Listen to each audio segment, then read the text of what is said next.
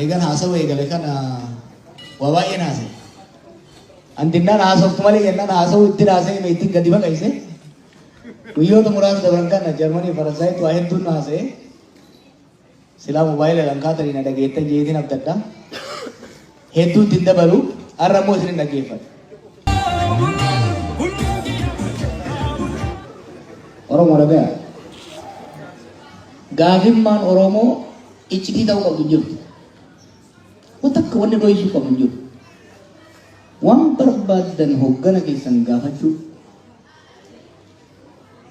Waan isin isinitti himan ka barbaadan fudhachuu kan barbaanne fudhachuu dhabu mirga keessan. Ka qabsoofnes karaa beenu karaa dandeenyuun isin hoogganuudhaaf. Malee karaa beenu karaa barbaannu qofarra deemaa. Abbaan sanirraa maqee diina kiyya jechuun sun abbaa irrummaati. Abbaan irrummaa Itoophiyaa bakka isiin irraan geesse agartanii jechuudha. Kanaaf yoo xiqqaate waltajjii an jiru irratti waan barbaadan dubbadhaa. Ana qofatti miti. Hedduun dhaggeeffataa. Galatooma irraa hin gammachuu qaba jechuudha.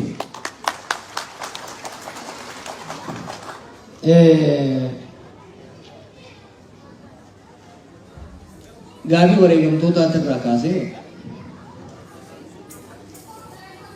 gumaa isaanii aarsaa isaanii akkamitti baaftan kan jedhu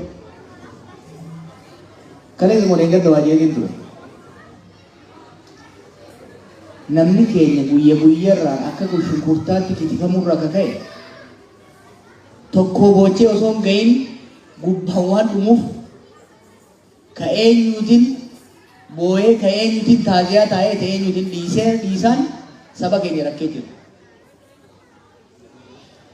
Warri dhiyoo biyya dhaqan keessattuu gara Oromiyaatti, jiddu galeessa Oromiyaatti, kibba Oromiyaatti dhumaatiin gahu waan jechaan ibsamu miti. Sooshaal miidiyaa irratti illee nan arga. Waa'ee ajjeefamuu obboleessa kiyya Haacaaluu Hundeessaa maal dubbanne jedha. Gaafii sirriiti. Deebiin ani qabu dhugaa isaa jechaan deebisuun hin danda'amu. Gochaan malee. Gocha san godhuudhaaf garuu har'aan bakka san hin jiru. Bakka gochaan dhiiga isaa baasu dhugaa isaa galchu hin jiru. Jechaan waan bu'aa hin buufne dubbadhee boru waan hin gochaan fiduu danda'urraa of sakaaluu hin barbaadu. Tarmatti naa buufa. Garuu waadaan waadaan. Nullee yoo dhiifne dhugaan gurbaasanii dhugaan obboleeyyan keenya nu biraa dhumanii hirriba namatti hin dhiiftu. Inuma baati. Inuma baati.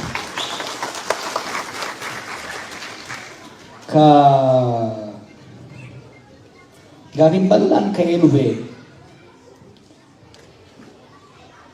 haala amma an dubbadhe irraa mootummaa jalatti siree qabuu barbaadaa gumbii jalaan lootee qoybuu barbaadaa ka jettan tokkoffaa waa'ee otobusaan dubbadhe sirriitti dhaggeeffadhaa jiran osoo akka haalooti akka ummata keenya bal'aallee namii duubaattu mootummaan duraan uumiidha. Otobisiin sun garuu ummata biyya keenya hunda Oromoo dabalateetu yaabbatee deemaa jira.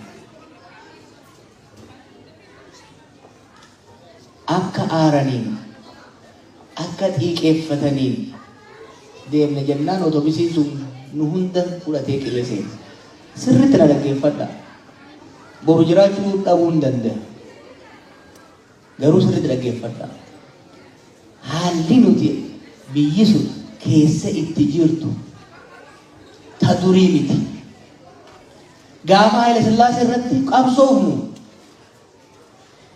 sirnicha kuffifne ummatni keenya garuu itti fufuu danda'a.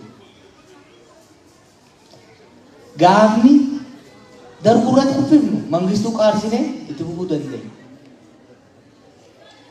Gaafa Ihaadeen rakkoo guddaa keessa ture. Doi saring goone waan hojjennu waan taasaa turre. Isin wadura taayetin sirna yaade kana diina regime change finna jennee yoo kadeemnu taate wal waraansa civil war hamaa keessa seenna. Kun immoo waan Oromoon qabsaa'e bilisummaa, misooma, eenyummaa isaa guddisuu san gaagama keessa buusa. Hubaddaa akka qabsoofnu diina guddisuu qofaaf miti. Diinni gubuudha. It's a temporary roadblock. Kan qabsoofnu sirna tokko erga buqqaafne booda sirna nuuf ta'u. Sirna eenyummaan keenya qoosu. Sirna lafee qabdu wal'aan. Sirna dhugaa uummata keenyaa galchu gadi ijaaruudhaaf. Mataa jirutti sabbata maranya. 2018 I take responsibility. In wakaddu 2018 qabsoo sanis geggeesse hoogganee mootummaa jaru wajjinis tadaraaddaree opinion akka itti fuftu ka godhe ana. I did it. Osoon bolola aangoo qabaadhe. Osoon akka itti sirni wayyaanee qeerroo keenya godheen miiraan oofame sirna sanin daaraa godhee aangoo qabachuudhaaf deema ture. San gochuun garuu ummata keenya gaagama hamaa keessa galcha. Maaliif? Walaa yaadachiifnu maa daganna. 2017 wanni yeroo kan murtii kan murteessinu. In fact 2016 kaafnee waan kana murteessinu. 2015 duuba hin deebise. Yeroon dura Ameerikaa dhaqee